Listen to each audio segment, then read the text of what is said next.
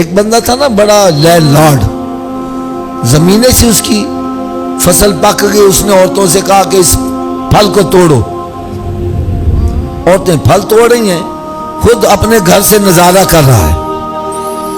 ایک عورت نے اس پھل اس انداز سے دیکھا، اس کے ذہن میں شیطانیت آ گئی، اس نے عورت کو اپنے گھر بلایا اور کہا جا کے سارے دروازے بند کر آؤ۔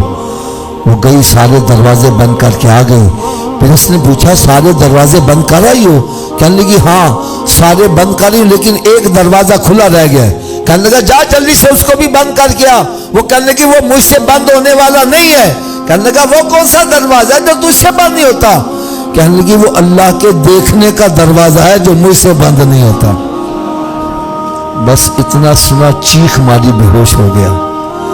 جب ہوش میں آیا تو سارا نشہ کافور ہو گیا کہ میرا رب مجھے دیکھ رہا ہے اور میں کیا کر رہا ہوں۔ یار اپنی ایمانداری سے بدلا، مسجد میں بیٹھے ہو، حضرت صاحب جس کا یقین ہے میرا رب مجھے دیکھ رہا ہے، چوری کرے گا، زنا کرے گا، شراب پیے گا، ماں باپ کی نافرمانی کرے گا، نماز میں سستی کرے گا، یہ جتنے گناہ ہیں یہ ایمان کی کمزوری کی وجہ سے۔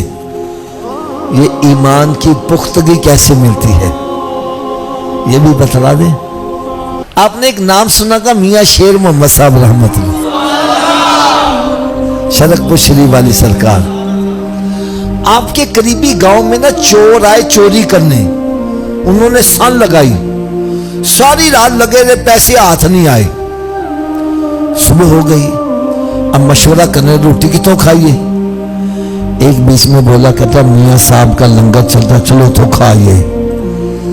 دوجے بولے کہ یار واقعی پیسے بھی نہیں لگن گے، روٹی بھی رج کے کھاواں گے، چلو سارے چلنے ہیں۔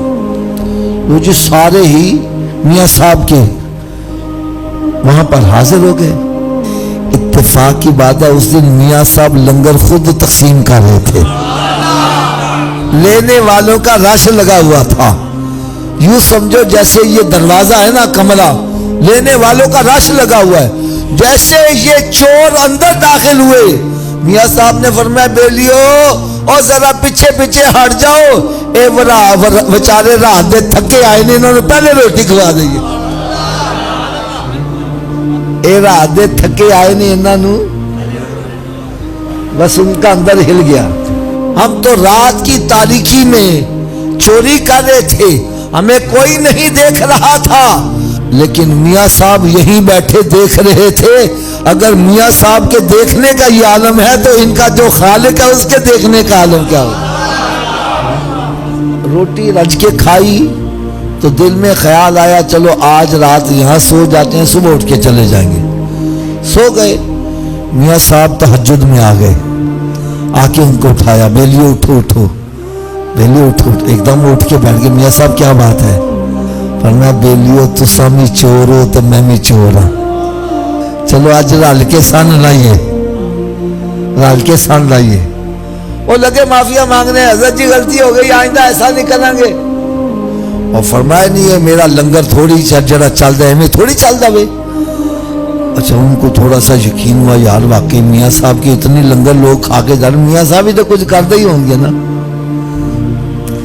میاں صاحب نے فرمایا بیلیو جتھے راتی تسی سن لاندے رہے، پھڑے جاندے تے جتیاں پہنیاں سی، تے جے کامیابی ہو جاندے چند دن روٹی چلنی، پھر تہاڈا وہی حال ہو جانا سی۔